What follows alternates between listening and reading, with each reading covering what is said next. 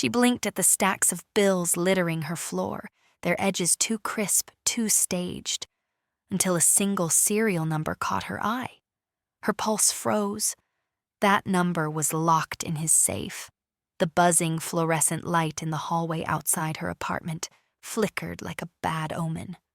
Officer Maya Rios stood motionless in the doorway, the brass key still warm between her fingers as she took in the chaos inside. Her couch cushions were slashed open, drawers dumped, the contents of her evidence locker files spilled across the floor like confetti, and money, so much money, strewn in deliberate heaps. She stepped inside slowly, each creak of the wooden floor loud enough to wake the dead.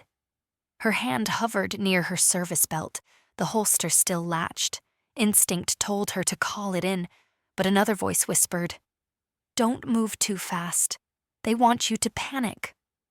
The plastic seal of an evidence bag crinkled beneath her boot.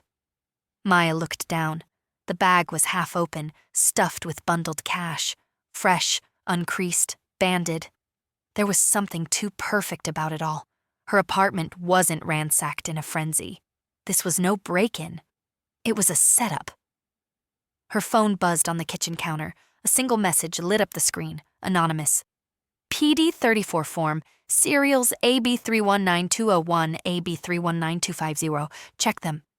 Her stomach turned cold. That format was unmistakably departmental.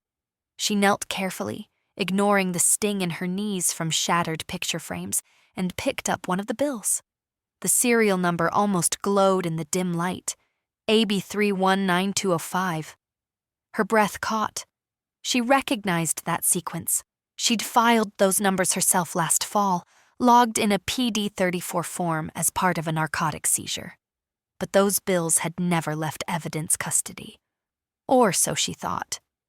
2 knocks on the door snapped her upright. "Officer Rios?" a voice called. Male, flat, official. "Internal Affairs, we need to speak with you." Of course, right on cue. Maya opened the door to find 2 men in suits, badges displayed with surgical precision. Behind them stood the division chief himself, arms crossed, a sneer already tugging at his lips. "Officer," he said, almost giddy, "we found your stash, dirty money from last year's drug bust. Want to explain why it's all over your apartment?" Her mouth opened, but the words tangled in her throat. She'd seen this playbook before. Quick accusation, no time to respond. Destroy first, sort later. Behind her, the younger IA officer stepped into the room and immediately crouched by the stack of bills. "We'll need to compare these with the original evidence logs," he muttered. "Don't bother," the chief interrupted. "I already pulled the PD-34 form. The bills are gone from our evidence room. She logged them out herself." That was a lie, a very specific, traceable lie. Maya clenched her fists at her sides, willing her voice not to shake. "Request a forensic trace on the serials. Everyone, start with AB319201. The division chief blinked, just a flicker of hesitation, but she caught it. So did the younger IA officer, who looked up slowly, expression shifting. "She's buying time," the chief snapped. "We're done here. Effective immediately. You're suspended from all cases."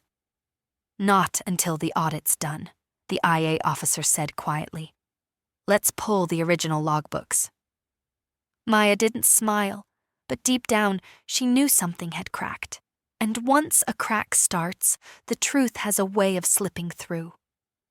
FOMO fraza, but she had no idea yet just how deep the rot went or how close she was to someone who wanted her silenced. The day after her apartment was turned into a crime scene, Maya sat alone in the drab gray holding room of Internal Affairs. The cold metal chair beneath her felt less like punishment and more like a challenge. How long can you keep your dignity intact while everything else is stripped away? Captain Elijah Monroe stood opposite her, arms folded, eyes unreadable. He didn't offer a coffee. That was protocol for actual suspects. She wasn't officially charged yet. "We have your apartment under official chain of custody documentation," he began. Everything was recorded. The evidence bags were sealed and matched the barcode entries in the PD-34 forms. But he leaned forward just slightly. "There's an anomaly." Maya straightened, careful not to look too eager. "An anomaly?" Monroe lifted a small black folder and laid it flat on the table between them. It bore the stark, bold header, Internal Affairs Audit, serial AB319201, AB319250. He flipped it open and tapped the report. "The serials recovered from your apartment match this list exactly. And this list, Rios, doesn't trace to you. They're logged to the division chief's personal safe, signed out by him last October, logged in Form PD-34 under internal transfer." Maya's lips parted, but no sound came. Her thoughts spun in wild loops. Why would he move the bills to his safe? Why fabricate the trail to me? Monroe watched her face closely. "You didn't request access to those funds." "No." Her voice was low but steady. "And I never signed them out. I didn't even know they were moved." He nodded once, slowly. "That's consistent with your record. But the chief filed a Form 12B yesterday, stating he suspected you of misappropriating assets for months." Of course he did. The same chief who'd refused to promote her last quarter. The same man who pushed her off a high-profile investigation after she uncovered inconsistencies in his arrest reports. Monroe stood, picking up the folder. "We're running a full chain of custody audit, but for now, you're cleared of direct possession charges. This doesn't clear your name in the eyes of the department yet, but it's a start." As he reached the door, Maya called after him.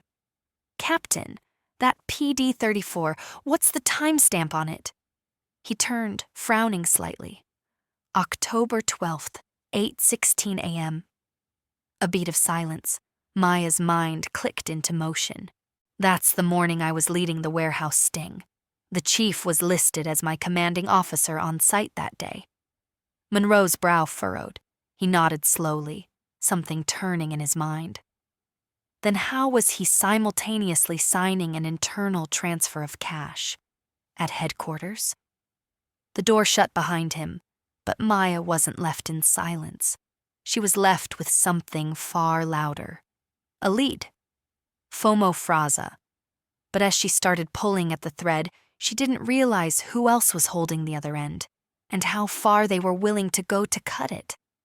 If you're rooting for Maya to expose the truth, leave a comment with "Keep digging." Your support helps her story reach more people. Comment "Keep digging" if you want her to win. The hallway outside Captain Monroe's office was quieter than usual, too quiet for midweek. Maya stood in front of the frosted glass door, rereading the printout in her hand. She'd requested a full access report of every time the division chief's personal safe had been opened in the last 6 months. The printout was short, suspiciously short. Only 3 access logs. But that wasn't what made her pulse spike. The second entry, dated October 12th at 8:16 a.m., listed an override code. Not a keycard, not the chief's credentials. An override. She stepped into the office. Monroe looked up from his desk, and with a single glance at her face, he reached for the drawer without a word. "You saw it?" he asked. Maya nodded. Override code. Someone bypassed the usual security. Monroe tossed her a file. "I already pulled the building security logs. That override was entered from a tablet logged to Lieutenant Dana Walsh." Maya blinked. "Walsh? She's the one who flagged me for excessive force last year, tried to block my lateral transfer to robbery." Monroe leaned back in his chair. "And she was promoted 2 months ago by Division Chief," Maya finished, exhaling. Her mind raced. Walsh had always kept her distance, but now her name was attached to the digital fingerprint on the chief's safe. "Why would she risk it?" Maya asked. Why break into his safe? Because she's the one who planted the cash, Monroe said. We pulled her apartment records. She signed out a handheld audit scanner the same day. She'd know how to stage a scene. She's worked evidence control. A crackle of static interrupted them. Monroe grabbed his radio. A voice on the other end. Captain, we've got a problem. One of the old PD-34 forms. It's missing a signature from the chief's October transfer. Monroe's eyes met hers. He forged a sign out. Maya's throat went dry. And without that signature, he had no authority to move the cash. It's not just policy, it's felony fraud. But a creeping unease crawled up her spine. It was all falling together too easily. Sir, she said slowly, what if this was meant to be found? What if Walsh wanted us to chase this trail? Monroe's jaw tensed. Then what's the real play? Maya didn't answer. She couldn't, because in that moment her phone buzzed again. This time, it was a voicemail, no number, no transcript. She put it on speaker, a distorted voice, run through a scrambler. Stop pulling strings, officer. Not all of us play by the rules you worship. One more step, and you'll find something worse than money in your apartment. The room went silent. Monroe stood slowly. We escalate this, now. But Maya's eyes were already on the window, on the skyline beyond. She had a list of people she trusted. It had just gotten shorter. The late afternoon light sliced through the blinds of Maya's car as she sat parked 2 blocks from the precinct. Her phone lay face down on the passenger seat, the voicemail still echoing in her head. Not all of us play by the rules you worship. The words were venom, not a warning, a promise. She adjusted her rearview mirror, watching the station's side entrance. She wasn't waiting for anyone in particular, just watching. People moved in and out with mechanical purpose. But now, every face was a question mark. Every door that didn't quite shut properly felt like a setup. Earlier that morning, Monroe had sent her a drive with old CCTV footage, flagged by an IA tech. It was from October 12th, the same day the override was used. She plugged it into her laptop and watched. 8:12 a.m., a security hallway outside the evidence room. Lieutenant Walsh entered from the West Wing stairwell. She was in uniform, but her ID wasn't scanned. No record of her entry was in the logs. She lingered by the access panel, looking down at her phone. 8:16 a.m. A man entered frame. The angle was low, but unmistakable. The division chief. He didn't speak to her, just nodded. She handed him something. He typed. The door opened. They both entered. 8:21 a.m. He exited alone. She didn't reappear. Maya leaned back, bile rising in her throat. The story they'd painted, of her being the one to mishandle funds, was so carefully layered.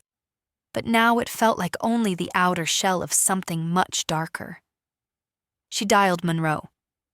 You saw the footage? I did, he said grimly. The logs have been scrubbed. IT confirmed. Someone high level. Then it's bigger than him, Maya said. If Walsh stayed inside, who helped her out? She didn't vanish into the drywall. Monroe was silent for a moment.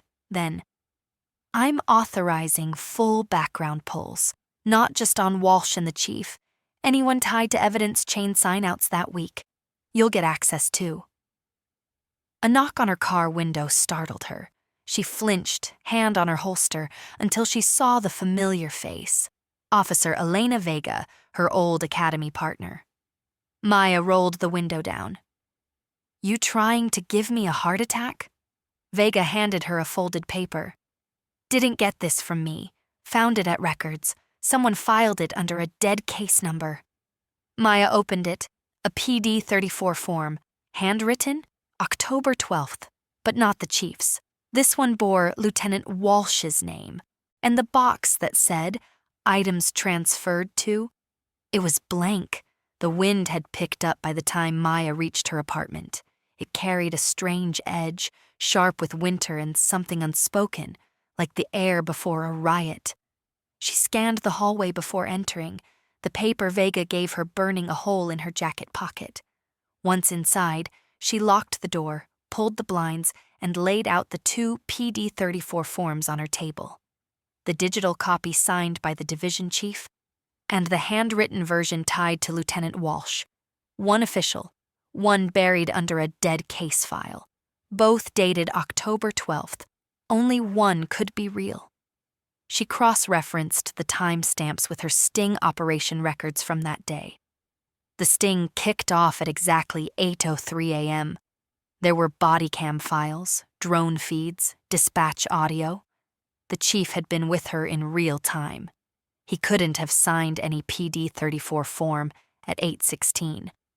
She clicked through the sting footage again, fast-forwarding, slowing, rewinding, until her eyes ached, and there it was, just barely audible in the background. At 8:15:49, a dispatcher says over the comm, "Chief Torres, please confirm the subject is in view." He responds, "Confirmed. I've got eyes." It wasn't just suspicious, it was impossible. The chief had used his name to authorize something while physically present at a scene miles away. Someone had signed it for him. And Maya had a feeling it wasn't just sloppy paperwork. She uploaded the form to a forensic tool from an old IA case, ink pressure patterns, stroke angles, signature overlays. 30 seconds later, the result flashed on screen. Matched. Walsh, D. Maya sat back. She forged his name. But why? To protect him? Or to control him? Before she could process further, her building's intercom buzzed. Her heart jolted. She hadn't ordered anything, wasn't expecting anyone. She pressed the speaker. Yes? Static. Then a voice, low and deliberate. "We warned you." A thud echoed outside, something heavy hitting her door. Maya grabbed her sidearm and moved like muscle memory. She approached the door slowly, eyes sweeping the floor. A single object lay there, a manila envelope. She picked it up with a gloved hand and stepped back. The seal wasn't glued, just tucked in. Inside were 6 photos. The first was a shot of her and Monroe entering a diner 2 days ago. The second, her at the precinct, talking to Officer Vega. The third, Monroe's daughter leaving school. Her breath hitched. The fourth photo showed the back of her own head, taken from inside her apartment. She looked up and realized the air vent above her kitchen wasn't fully screwed in. Maya didn't scream. She didn't even blink. Instead, she froze in perfect silence, like a wolf scenting blood. The envelope slipped from her fingers and scattered across the floor, the photos fanning out like a silent threat. Her eyes locked on the crooked air vent above the stove. The screws weren't just loose, they were the wrong type. Slotted heads instead of the crosshatch Phillips that building maintenance always used. She moved methodically, opened her hall closet, retrieved her stepladder, and climbed until she was eye level with the vent. The edges were dusty, except for one. Clean, recently touched. Her fingers trembled as she pried the grill loose. Tucked behind the duct was a small, matte black cube. A surveillance mic, professional grade, with its own signal transmitter. They hadn't just planted money. They'd been listening. She carried the device to the table and placed it next to the photos. Her breath came in shallow pulls, her mind racing through every conversation she'd had in this apartment over the last 2 weeks. How much had they heard? And more terrifying, how many people were involved? The question circled like a hawk. If Walsh and the chief were both tangled in this, and if someone was monitoring Monroe too, then she was standing on a web of conspirators. Not a crooked cop, a network. Her phone rang, a number she didn't recognize. She let it go to voicemail. Seconds later, a transcript auto-generated. That was your final warning. Next time, it won't be the vent. It'll be someone you care about. Maya didn't hesitate. She grabbed her bug-out bag from beneath the floorboards. the one she'd packed after the Torres case fell apart last year. She threw in the envelope, the forged PD-34, her sidearm, the laptop, and one spare flash drive. Then she called Monroe. He answered on the first ring. "Where are you?" Not saying over the phone, "You're compromised, so am I. Meet me in 20. Parking garage, level D, West End." "Maya, what's—" "They were in my apartment, listening, and they've got eyes on your family." Silence. Then, "I'm on my way." She moved fast, hoodie up, head down, blending into the dusk like muscle memory taught her. Down the back stairs, past the alley dumpsters, out into the chill of approaching night. At the parking garage, level D was half-lit and humming with old security bulbs. She waited in the shadow of a concrete pillar, heart hammering. Monroe pulled in fast, headlights off, and got out without a word. She tossed him the envelope. "Look through it, then tell me we're not dealing with something bigger than just a dirty bust." He flipped through the photos. His face paled when he reached the one of his daughter. "They're inside the department," Maya said. "Not just IA, maybe admin, maybe tech ops. Someone fed Walsh a script and told her when to move, and now they want us quiet." Monroe finally spoke, his voice low and tight. "Then we burn the whole thing down the right way. Quiet, documented, no mistakes."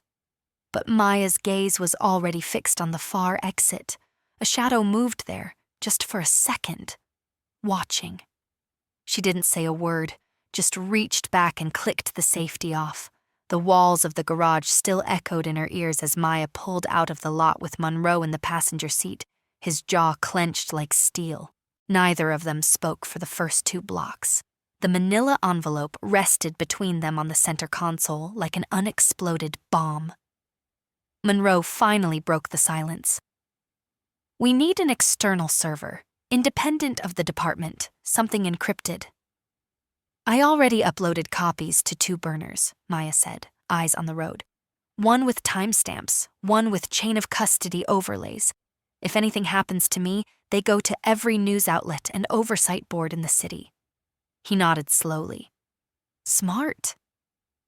She turned sharply into a side street, heading for a run-down self-storage unit she hadn't visited in almost a year. It wasn't glamorous, but it was off-grid, unlisted, and always paid in cash. She'd hidden a few backups here, along with a piece of insurance even Monroe didn't know about. Inside, she unlatched the rusted steel door and pulled up the shutter. Cold air rushed out, smelling like cardboard and old secrets. She stepped inside, flicked the battery lantern on, and dug behind a crate marked holiday lights. Her fingers wrapped around a black lockbox. Inside, a flash drive, a burner phone, and a thin red folder. She handed the folder to Monroe without a word. He opened it. Inside were printed screenshots, grainy stills pulled from city traffic cams and internal precinct surveillance that she'd discreetly downloaded over the last month. In one of them, Lieutenant Walsh was meeting someone in a car at 3:47 a.m. A vehicle registered to a city finance auditor who'd gone missing last summer. In another, the division chief was entering a building linked to a shell company that had laundered seized assets in 3 prior corruption cases. "This isn't just about framing you," Monroe muttered. "They've been repurposing evidence, moving it, washing it through dead-end firms." Maya nodded. "I think we've been watching a cleanup crew that's using our own house to do it." But then her burner phone rang. She hadn't given that number to anyone, not even Monroe. She answered, voice low. "Rios." There was a pause, then a new voice, calm but urgent. "You don't know me, but I used to be where you are now.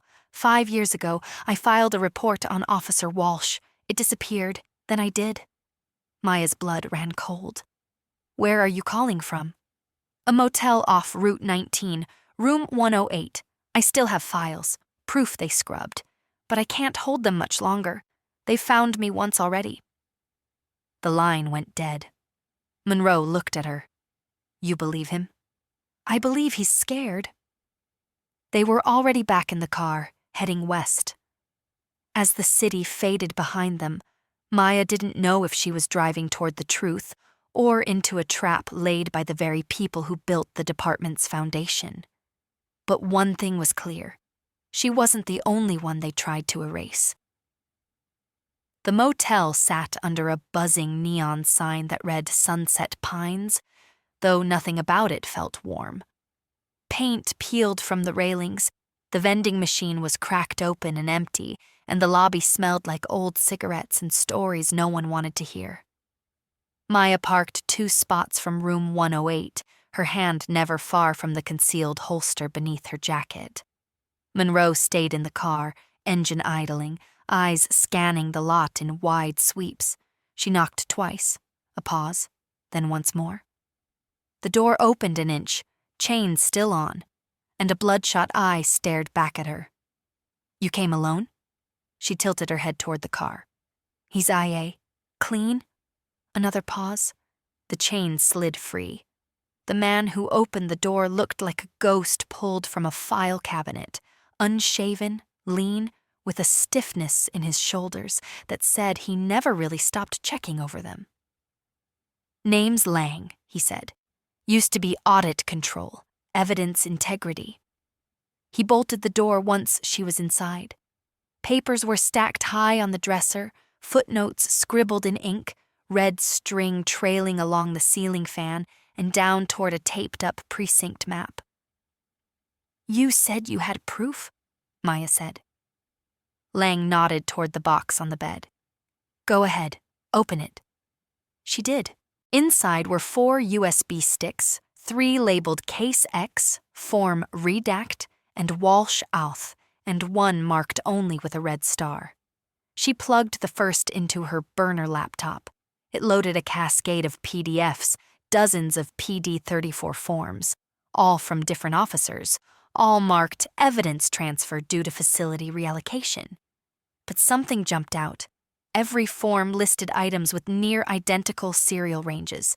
Serials like AB-B9201, AB319250. Her throat tightened.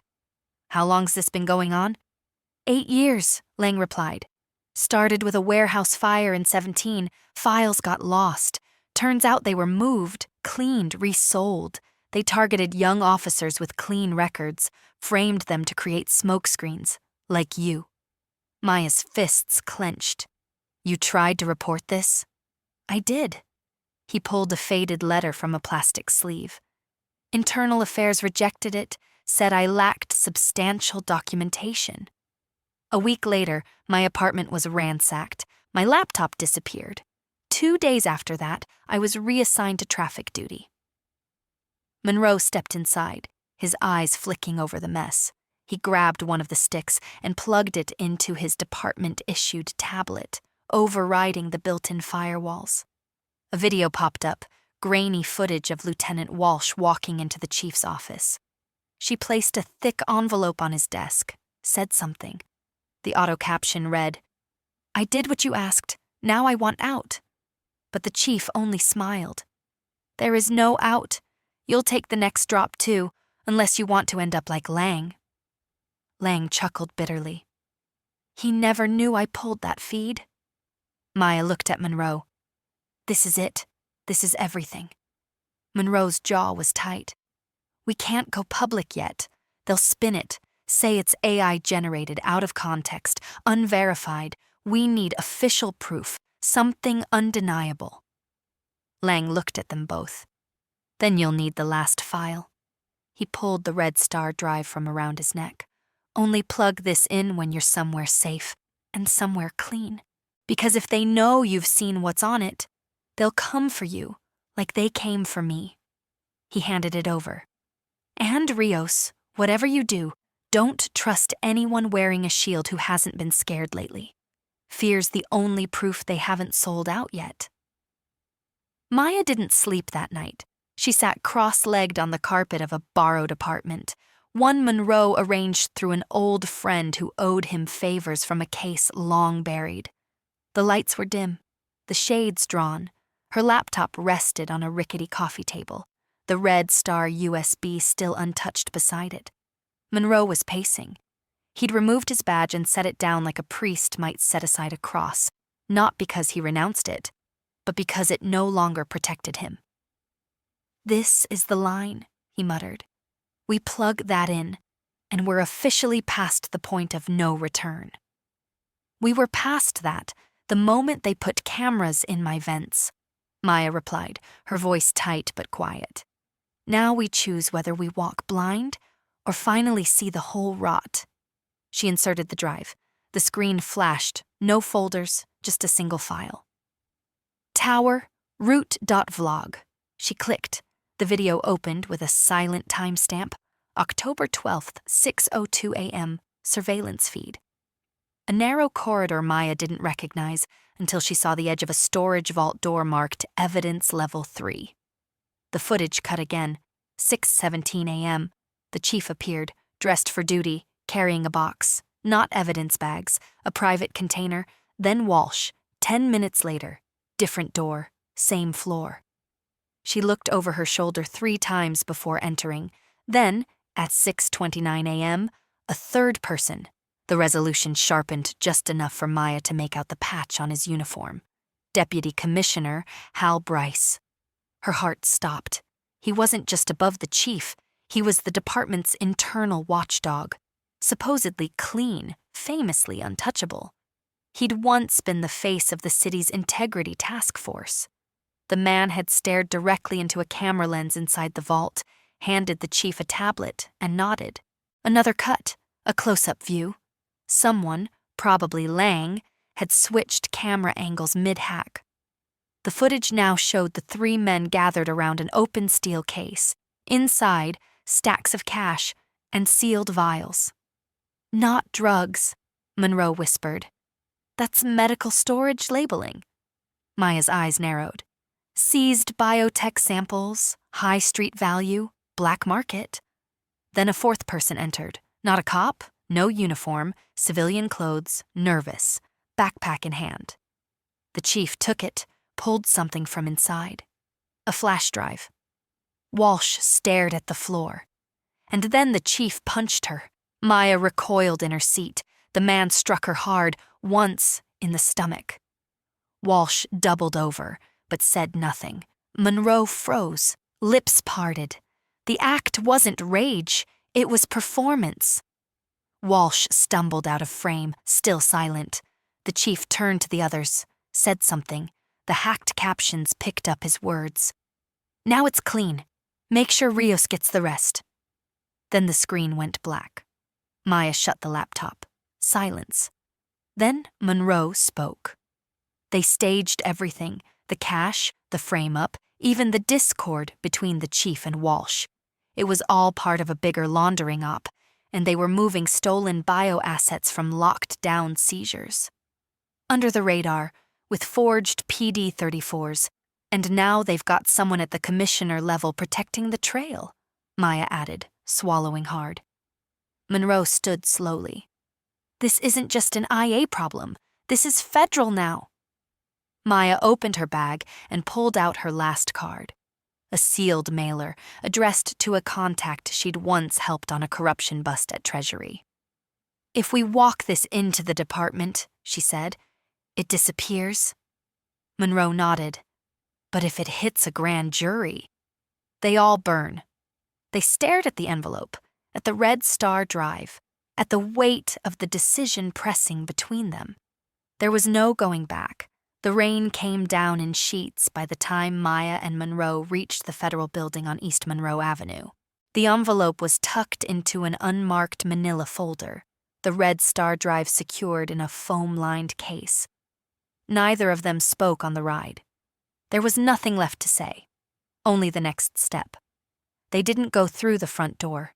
Instead, they parked behind the building and entered through the service entrance used for confidential witnesses. Maya had arranged it through a woman named Eliza from Treasury, someone who owed her a debt only a few people in the city knew about. A man in a gray suit met them in the basement conference room, his badge reading Special Agent Kerrigan, DOJ Public Corruption Task Force.